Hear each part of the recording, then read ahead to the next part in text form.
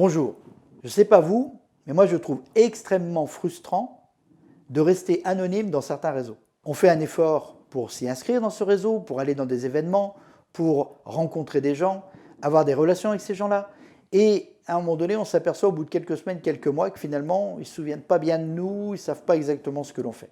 Et j'ai découvert qu'en fait, la meilleure façon d'avoir de l'impact, c'est de prendre la parole. Si on prend la parole, on va se mettre en valeur. Alors peut-être que certains se disent se mettre en avant, ce n'est pas forcément quelque chose que j'ai l'habitude de faire. C'est pour ça que je vais vraiment vous montrer 7 exemples de ce que vous pouvez faire, non pas pour vous mettre en avant, mais pour vous mettre en valeur. C'est-à-dire pour que les gens perçoivent cette valeur ajoutée que vous apportez. Je suis Jean-Christian Rivet, j'anime et je développe des réseaux depuis plus de 30 ans. Sur cette chaîne Jouer Collectif, je vous apporte des conseils, je vous apporte des stratégies qui vont vous permettre de découvrir que votre réseau est beaucoup plus puissant que ce que vous n'imaginez. Il y a beaucoup d'occasions de prendre la parole dans les réseaux. Là, je vais vous citer 7 exemples, mais soyez à l'affût de toutes les opportunités qui vont vous permettre de communiquer auprès d'un grand nombre de gens. Premier cas de figure, le pitch personnel. Il y a d'ailleurs une vidéo sur ce thème-là sur la chaîne YouTube, mais sans rentrer dans tous les détails, en fait, c'est souvent le passage obligé quand on intègre un nouveau réseau. Donc, préparez-le comme il faut. Vous avez besoin aussi de le contextualiser par rapport aux gens que vous allez rencontrer, devant qui vous allez le présenter. Et puis là, dès que les occasions vont se présenter, que ce soit dans les réseaux d'affaires, que ce soit dans des réseaux des clubs d'entreprise, que ce soit dans des réseaux commerciaux, ayez toujours avec vous cette présentation impactante. Donc là, vous aurez des contraintes de temps. Souvent, ça va être 1 minute, 2 minutes, 3 minutes, 5 minutes. Mais si vous êtes prêt, en fait, vous allez vous apercevoir que les gens vont se souvenir de vous. La deuxième situation qui est très courante, c'est le témoignage. Si par exemple vous êtes dans une pépinière et qu'à un moment donné il y a un événement dans lequel on veut pouvoir accueillir et faire témoigner les résidents de la pépinière, portez-vous candidat et parlez de votre parcours, c'est ce qu'on appelle du storytelling. Vous pouvez aussi être dans une fédération professionnelle qui à un moment donné a un événement thématique, transformation numérique, entreprise libérée, cybersécurité, peu importe. Et là, ils vont faire un appel à témoins. Là aussi, n'hésitez pas à vous porter candidat. Toutes ces situations-là vont permettre aux gens de mieux vous connaître, mais pas seulement de vous connaître par rapport à votre offre commerciale, parce que ça n'a pas forcément d'intérêt dans ces témoignages-là, mais par contre, ils vont vous connaître, vous en tant que personne, à travers votre parcours et ce fameux storytelling dont je viens de parler. Troisième cas de figure, ce qu'on appelle les tables rondes.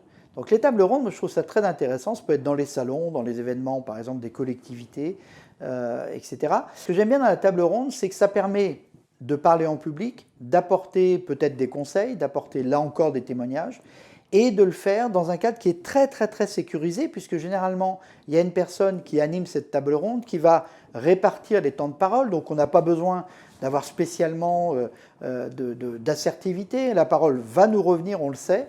En plus, comme il y a d'autres personnes qui interviennent, on peut rebondir ce qui a été dit. Souvent, il y a les questions de la salle, donc c'est une façon très simple d'apprendre à parler en public et de mieux comprendre les attentes en fait qu'il peut y avoir dans le public pour après, pourquoi pas, faire des interventions solo, comme par exemple des conférences. Justement les conférences, donc là c'est le 4e exemple d'intervention qu'on peut faire. Alors là, ça c'est quelque chose qui est très impliquant, puisque normalement une conférence, on est seul en scène, on a préparé quelque chose, on va tenir pendant entre 20 minutes et 1 heure. On va amener du contenu, il faut que ce soit ludique pour les gens. Donc ça a besoin de se préparer. Mais par contre, là, le fait d'être seul en scène, toute la lumière est sur nous. Et généralement, l'impact va être maximum. C'est probablement d'ailleurs à cet endroit-là, dans cette situation-là, qu'on va le plus impressionner les gens et que donc on va travailler le plus sa crédibilité. 5e possibilité, si vous êtes un fidèle dans vos réseaux, c'est le fait d'animer des ateliers ou de faire des formations en interne. Alors ça, c'est quelque chose que j'aime beaucoup parce que ça permet par exemple de tester des nouvelles interventions et d'avoir un public qui va pouvoir nous faire un retour. Et surtout, quand on est dans son réseau, on a déjà abordé ça, on est dans une situation où on aimerait bien que les gens nous prescrivent, nous recommandent. Là, dans ces ateliers, ça va permettre aux gens de notre réseau de vivre en tant que participants presque comme s'ils étaient nos clients, de vivre la valeur ajoutée qu'on apporte. C'est-à-dire que ce qu'ils sont en train de ressentir, c'est ce que vont ressentir les gens auprès de qui ils pourraient nous recommander. Et donc là, d'un seul coup, on n'est plus dans « intellectuellement, j'ai compris ce que vous faites comme boulot », on est dans « ah, je comprends la valeur que ça m'apporte ». Donc, quand je vais en parler à un de mes confrères, à un de mes collègues, à un de mes amis, en fait, ce dont je vais lui parler, ça va être quelque chose d'émotionnel que moi-même j'ai vécu. Donc, si on vous propose des ateliers ou si vous savez que dans votre réseau, il y a ce genre d'événement qui est organisé, portez-vous candidat, proposez, n'allez pas chercher une rémunération de ce côté-là, mais pensez que là, pour le coup, vous allez vous mettre en valeur auprès des gens qui sont vos pairs et qui peuvent derrière vous recommander. 6e exemple, c'est le fait d'être ce qu'on appelle un maître de cérémonie sur les événements. Là, pour le coup, on n'est pas dans une intervention où on apporte de la valeur par rapport au contenu, par rapport à des conseils, comme quand on est dans la table ronde ou quand on est dans la conférence. Là, pour le coup, on va plutôt être celui qui va animer la conférence ou qui va animer tout l'événement. L'idée, par contre, c'est que les gens vont nous voir régulièrement. Souvent, quand on a un bon MC, un bon maître de cérémonie, on va avoir de l'humour, on va avoir là quand même aussi de l'impact. Et donc, on va marquer les gens comme ayant été le vrai animateur d'un bon moment. Pensez aux animateurs télé. Les animateurs télé, en fait, ce n'est pas eux qui font le spectacle, c'est plutôt les artistes qui le reçoivent. Sauf qu'à un moment donné, ils nous marquent quand même parce qu'ils savent enchaîner et ils savent valoriser les gens qui interviennent. Donc, s'il y a la possibilité d'être MC, maître de cérémonie, prenez cette opportunité-là parce que d'ailleurs, il y a assez peu de gens qui aiment se coller à cette tâche-là parce qu'on revient régulièrement sur scène et ça demande beaucoup de préparation. Mais vous verrez que là, vous aurez un impact qui va être très très fort. Et enfin, le dernier exemple que je pouvais vous donner, alors là où vous allez prendre une vraie position de leadership, c'est même plus que de la parole en public, c'est de devenir l'organisateur d'un événement dont vous allez forcément à un moment donné intervenir dans cet événement-là, mais surtout vous allez avoir cette image de la personne qui est aux commandes, la personne qui pilote, la personne qui, comme je disais, qui a pris le leadership sur cet événement-là. Et donc là, évidemment, ce n'est pas quelque chose que vous allez faire forcément dès les premières semaines ou les premiers mois dans votre événement, mais très rapidement, si vous arrivez à prendre cette position-là, avec bienveillance, sans ramener la couverture à vous, mais justement en étant capable de travailler en équipe, et bien là, d'un seul coup, vous allez être connu, reconnu et demandé par tous les gens qui, justement, cherchent du leadership. Pour terminer, je pourrais vous donner un dernier conseil, un petit secret de fabrique.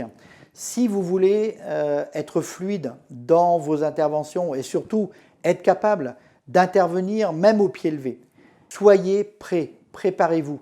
Ayez différents sujets d'intervention, ayez préparé vos interventions un petit peu comme un jeu de cartes.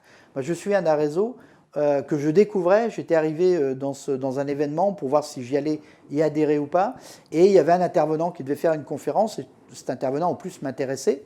Et quand je suis arrivé, donc je suis arrivé du style 20h pour un démarrage 20h30, là l'organisateur m'a dit « Jean-Christian, on ne se connaît pas encore bien, j'ai vu que vous faisiez des conférences, notre intervenant vient de lâcher, est-ce que vous pourriez le remplacer au pied levé ?» Bien là, j'étais bien content d'avoir ma conférence prête, de l'avoir déjà donnée plein de fois, et donc j'ai joué devant eux, le bonheur est dans le réseau, mais parce que j'étais prêt. Donc vraiment, si vous voulez être capable de sortir du lot, d'être reconnu par rapport à vos prises de parole, préparez tout ça en avance, ayez votre jeu de cartes, ayez toutes vos pièces un petit peu dans votre jeu, de façon derrière pouvoir intervenir au pied levé.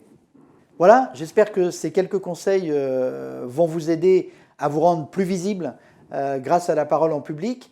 Il y a évidemment plein d'autres choses à traiter sur ces sujets-là. Il y a d'autres vidéos sur ce thème sur la chaîne YouTube. Donc, si vous avez aimé ces conseils, faites un j'aime, abonnez-vous à la chaîne si ce n'est pas déjà fait. S'il reste encore des questions sans réponse, posez-les dans les commentaires, j'y répondrai. On peut se retrouver dans les réseaux sociaux, LinkedIn, Facebook, Instagram et Twitter. Et n'hésitez pas à aller sur jouercollectif.com, qui est le site lié à cette chaîne, sur lequel vous trouverez des conseils. Là aussi, vous trouverez des offres de formation. Donc, tout ce qu'il faut pour que vous puissiez développer votre réseau. Je vous dis donc à très bientôt pour une nouvelle vidéo.